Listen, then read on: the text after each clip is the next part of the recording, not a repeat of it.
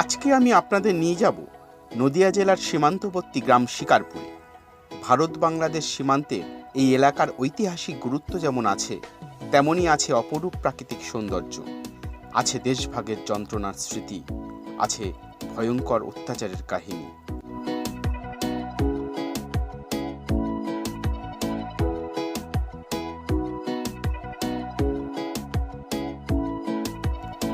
দেশভাগের আগে শিকারপুর ছিল কুষ্টিয়া জেলার মেহেরপুর সাব ডিভিশনের আন্ডারে।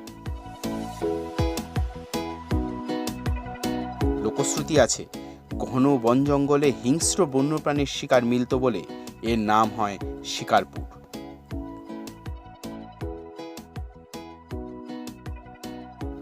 রাস্তার দুধারে এই যে বিশাল বিশাল গাছগুলো দেখতে পাচ্ছেন, এগুলোর এক একটার বয়স প্রায় 300 থেকে 400 বছরের কম নয়।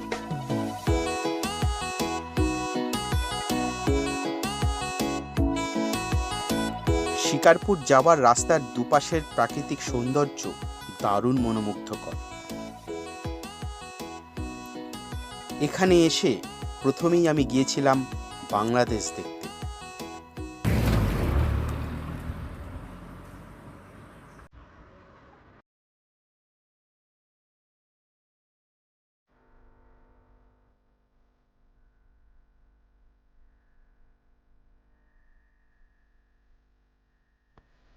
পদ্মার শাখা নদী মাথাভাঙা বয়ে চলেছে বাংলাদেশ আর ভারতের সীমানা বরাবর। ঠিক ওপারটাই বাংলাদেশ।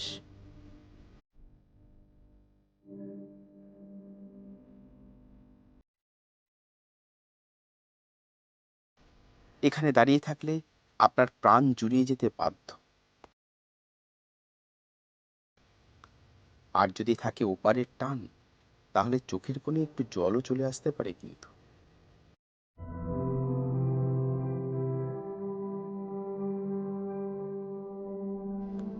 ভাবুন তো, এই একরত্তি জলের ধারা একটা গোটা দেশকে ভেঙে দুটুকরো করে দিয়েছিল।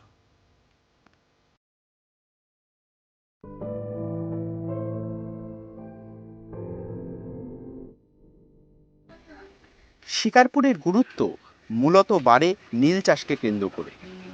1815 সালের দিকে এই এলাকার বন জঙ্গল কেটে নতুন বসতি তৈরি করে নীলকর সাহেবরা। আনুমানিক 1830 সাল থেকে এই অঞ্চলে নীল চাষ শুরু হয়। নীলকর সাহেবদের মেদিনীপুর জমিদার কোম্পানির নর্দার্ন জোনের হেডকোয়ার্টার ছিল এই শিকারপুর। 152টা কুঠি ছিল শিকারপুরের আন্ডারে। আজকের শিকারপুরকে দেখে বোঝা কঠিন যে স্বাধীনতার আগে এই অঞ্চল কতটা সরগরম ছিল। নীলকুঠিগুলোর আজ আর প্রায় কিছুই অবশিষ্ট নেই। আছে শুধু কুঠির কোনো এক কোয়ার্টারের ফটকের এই পিলারটি।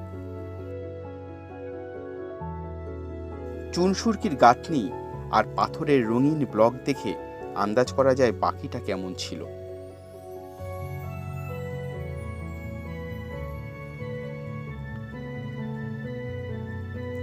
আরেকটি পিলার অবশ্য পাশের মন্দিরের গেট হয়ে গেছে। ভাবুন তো একবার, কত যন্ত্রণা বুকে বয়ে নিয়ে বেড়াচ্ছে এই ইটগুলো, এই লোহার বেরগুলো। তবে এই যে রাস্তাটা, এটার নিচে রয়েছে লম্বা একটা ইটের ভিত।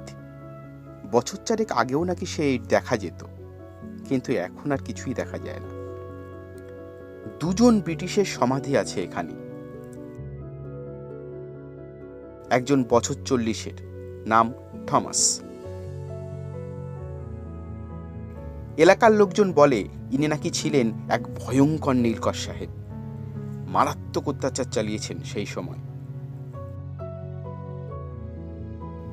আরেকটি কবর একটি শিশুর, মাত্র 6 মাস বয়সের, নাম এলিজাবেথ। হয়তো এরা আত্মীয় ছিলেন, আসল সত্যি কেউই সঠিক জানে না।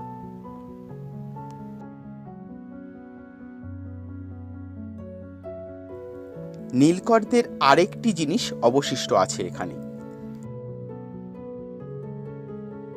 সুন্দর করে সাজানো একটি চার্চ, প্রোটেস্ট্যান্ট চার্চ।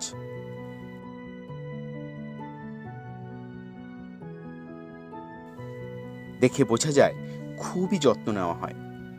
তবে জনসাধারণের জন্য 25শে ডিসেম্বর থেকে কয়েকদিন মাত্র খোলা থাকে, তাই আমি দেখতে পাইনি। নীল বিদ্রোহ থেকে শুরু করে বহু স্বাধীনতা আন্দোলনের শরিক ছিল এই অঞ্চল। এটা শিকারপুর হাই স্কুল। এবার 125 বছরে পা দিল।